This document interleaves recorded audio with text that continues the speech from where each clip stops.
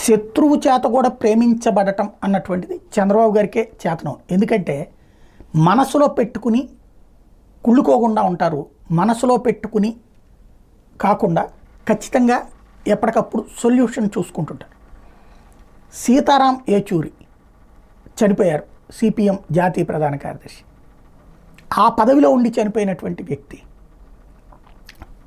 అందరూ అనుకున్నారు ఢిల్లీ టూర్ అంటే వీళ్ళు కూడా రాసినట్టు వరద సాయం గురించి కేంద్ర ప్రభుత్వాన్ని అడుగుతున్నారు, మంత్రులందరినీ కలవబోతున్నారు, మోడీని కలవబోతున్నారని తెలుగుదేశం అనుకూల మీడియానే రాసింది. కానీ ఆయన వెళ్ళింది సీతారాం ఏచూరికి నివాళులు అర్పించి రావడానికి. నిజంగా హ్యాట్స్ ఆఫ్ చెప్పాలి. ఎందుకంటే ఇప్పుడు కమ్యూనిస్టులు వ్యతిరేకం, ఎన్డీఏకి వ్యతిరేకం, ఐఎన్డీఏలో భాగస్వామి అయినా సరే తన పాత మిత్రుడు. ఒకనాడు నేషనల్ ఫ్రంట్, యునైటెడ్ ఫ్రంట్లో కమ్యూనిస్టులతో కలిసి ప్రయాణించినాడు.